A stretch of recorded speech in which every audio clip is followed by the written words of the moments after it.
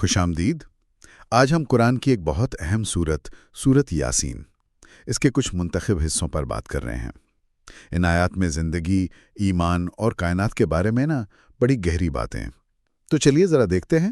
بالکل، اور یہ آیات جو ہیں بنیادی طور پر چند مرکزی خیالات کے گرد گھومتی ہیں، جیسے نبوت یعنی پیغمبر بھیجنے کا مقصد کیا ہے، اللہ کی وحدانیت، اس کا ایک ہونا، پھر مرنے کے بعد کی زندگی اور تخلیق میں اللہ کی قدرت کیسے نظر آتی ہے، اور ہاں، ایمان لانے اور انکار کرنے کے نتیجے کیا ہوتے ہیں۔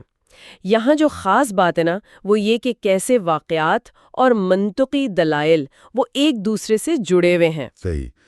گفتگو کا آغاز ہی دیکھیں تو قرآن کی حکمت اور نبی کریم صلی اللہ علیہ وسلم کی رسالت کی تصدیق سے ہوتا ہے۔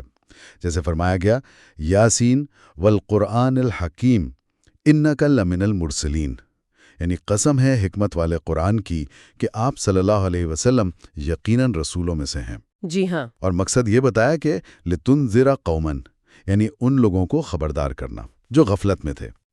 اور پھر فوراً بعد ایک بستی کی مثال دی گئی ہے جہاں رسول بھیجے گئے مگر لوگوں نے، اکثریت نے ان کو جھٹلا دیا۔ یہ مثال بڑی دلچسپ ہے۔ جی، اور یہ مثال اصل میں سمجھاتی ہے کہ جب حق کا پیغام آتا ہے تو لوگ کیسا رد عمل دکھاتے ہیں۔ ان بستی والوں کا پہلا اعتراض یاد ہے، قالوا ما انتم الا بشر مثلنا، یعنی تم لوگ تو بس ہمارے جیسے انسان ہو، تم میں کیا خاص بات ہے؟ ہاں، یہ تو بڑا عام سا اعتراض لگتا ہے۔ بالکل، اور یہ اکثر انسانی نفسیات کو دکھاتا ہے اپنے جیسے بشر سے ہدایت لینا، اس میں ایک ہچکچاہٹ ہوتی ہے۔ صحیح کہا۔ لیکن پھر اسی ماحول میں دیکھیں، ایک شخص شہر کے دوسرے کونے سے بھاگتا ہوا آتا ہے اور آ کر کہتا ہے، وَجَاءَ مِنْ أَقْصَى الْمَدِينَةِ رَجُلٌ يَسْعَى قَالَ يَا قَوْمِ اتَّبِعُوا الْمُرْسَلِينَ، یعنی اے میری قوم، ان رسولوں کی بات مانو۔ جی، یہ کردار اہم ہے۔ یہ دکھاتا ہے کہ سچائی کی آواز کہیں سے بھی اٹھ سکتی ہے، اور ایمان ہو تو رکاوٹیں کوئی معنی نہیں رکھتی۔ بالکل، اور پھر دیکھیں انسانوں کا یہ انکار اور قبول کا رویہ ایک طرف، اور دوسری طرف فوراً کائنات کی گواہی پیش کی جاتی ہے۔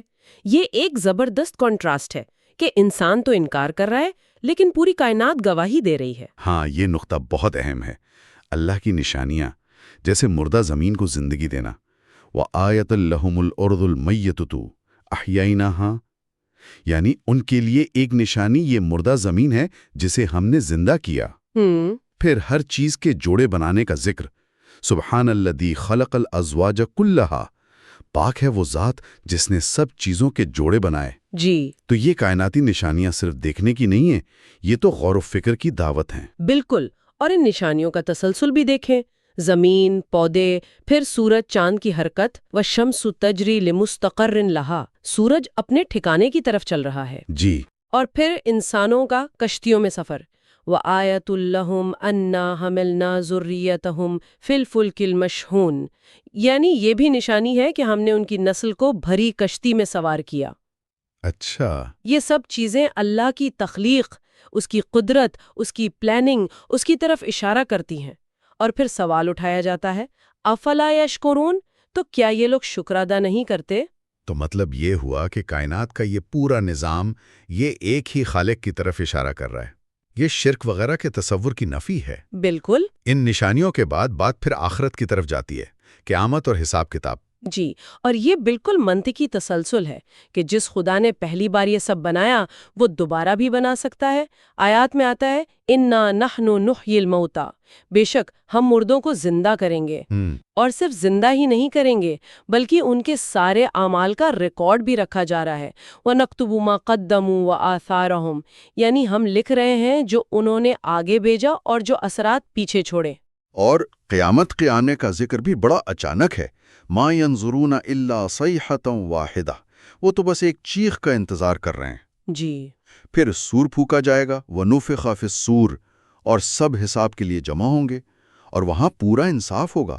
فَالْيَوْمَ لَا تُظْلَمُ نَفْسٌ شَيْئًا، آج کسی پر ذرہ برابر ظلم نہیں ہوگا۔ بالکل۔ پھر جنت والوں کی نعمتیں اور جہنم کی حقیقت، ان کا بھی ذکر ہے، ان اصحاب الجنہ اور ہذہ جہنم۔ جی ہاں، یہ تقابل بھی ہے، اور جب انسان یہ شک کرتا ہے نا کہ بھئی یہ بوسیدہ ہڈیاں انہیں کون زندہ کرے گا، قال من یحیی العظام وہی رمیم، ہاں یہ سوال تو ذہن میں آتا ہے۔ تو اس کا جواب بڑا واضح اور قطعی ہے، قل یحییھا الذی انشأھا اول مرۃ، کہہ دیجئے انہیں وہی زندہ کرے گا جس نے انہیں پہلی بار پیدا کیا تھا۔ اچھا، یعنی پہلی تخلیق دلیل ہے۔ بالکل، یہ اللہ کی تخلیقی قدرت پر یقین دلانے کے لیے ہے، اور آخر میں خلاصہ کیا ہے کہ ہر چیز کا اختیار اسی اللہ کے ہاتھ میں ہے اور سب کو اسی کی طرف لوٹ کر جانا ہے۔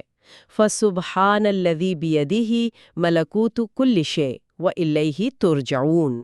تو خلاصہ کلام یہ ہوا کہ سورت یاسین کے یہ حصے ہمیں اللہ کے پیغام کی اہمیت سمجھاتے ہیں، کائنات میں جو نشانیاں بکھری پڑی ہیں ان پر غور کرنے کی دعوت دیتے ہیں اور آخرت میں جواب دہی کا احساس دلاتے ہیں۔ یہ اصل میں وجود کے مقصد اور انجام پر سوچنے کی ایک پکار ہے۔ جی بالکل، اور آخر میں ایک نقطہ سوچنے کے لیے چھوڑ جاتے ہیں۔ ان آیات میں بار بار انسان کے دو الگ طرح کے رویے نظر آتے ہیں۔ ایک طرف ہے غفلت، غافلون، اور انکار، بحث مباحثہ، خصیم مبین، اور دوسری طرف ہے عقل کا استعمال، افلا یعقلون، شکر گزاری، افلا یشکرون، اور ایمان، آمنت بربکم۔ تو اس پس منظر میں سننے والے یہ ضرور سوچ سکتے ہیں کہ آج کے زمانے میں وہ کون سی چیزیں ہیں جو انسان کو اس غفلت سے نکالیں اور اسے غور و فکر کرنے اور حقیقت کو ماننے کی طرف لے کر آئیں۔